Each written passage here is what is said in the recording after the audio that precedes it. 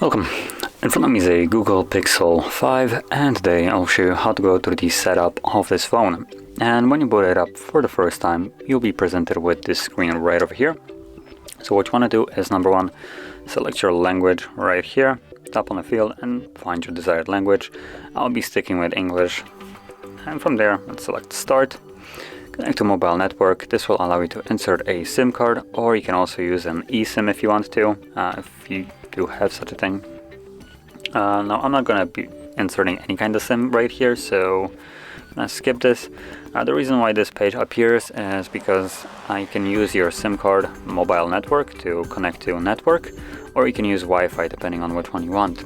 And that will later on allow you to connect to your Google account, and date and time will be set automatically. If you choose to skip the SIM insert and also Wi-Fi connection, you won't see the page for logging into Google account, and the date and time will need to be set manually.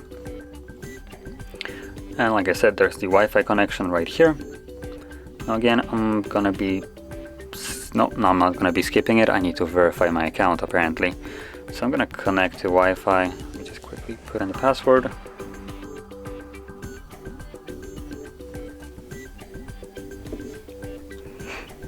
So it looks like I need to connect.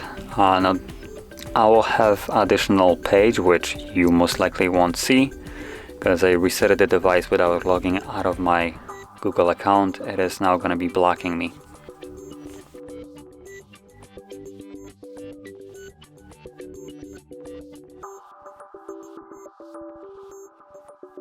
So from here you have the option to import your data from an old device or set it up as new. The decision is completely yours. I'm gonna set it up as new, so don't copy.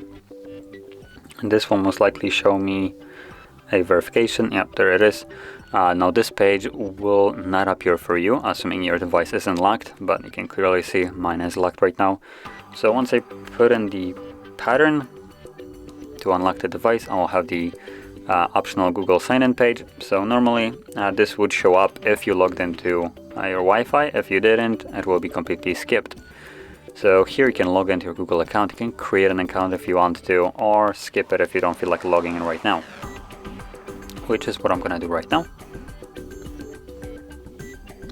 And next we have some Google services. So we have location, scanning, and sending user and diagnostic data. Now if you don't like some of these, you can disable them. You can also tap on the arrow right here to expand the explanation of whatever this is. And yeah, like I said, you can just disable them if you don't want it. Next page we have the optional screen setup or screen lock setup, and by default it opts into a 4-digit PIN. If you want that, you can just keep it.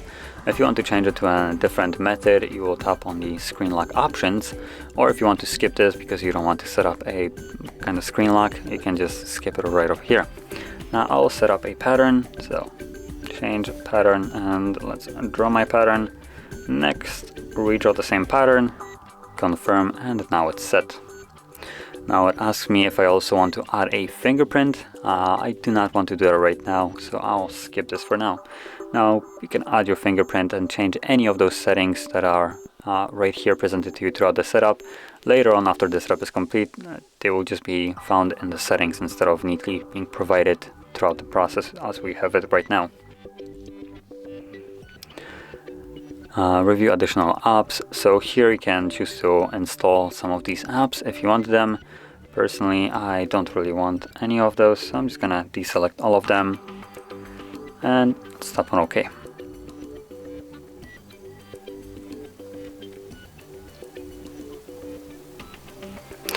Here we have the option to set up appearance of the device. So we have the dark mode or light mode. It also gives you a message, save battery with dark theme. Now this is a little bit exaggerated because probably people might read this and expect a lot of battery gain from it. It won't be the case. You'll maybe get an additional hour tops, so just keep that in mind. But primary point of this is more of an aesthetic. If you want to have a dark mode aesthetic, then go with the dark one. If you prefer to have a light one, then go with this one instead. Then we have go home, it gives us a guide on the gesture navigation. So we have home, we have the resend or switch apps, which is, I believe, so you can switch it by basically going to resend and then swiping it. Then we have the back gesture, which is from either side of the screen.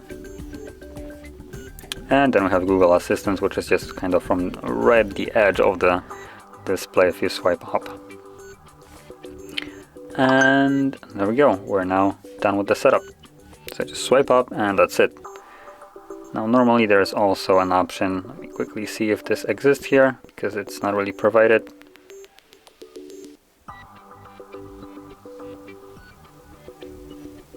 There we go. So you can see you can swipe between the apps by grabbing the bar instead of going like to resend and then swiping it like so. It's a little bit simpler.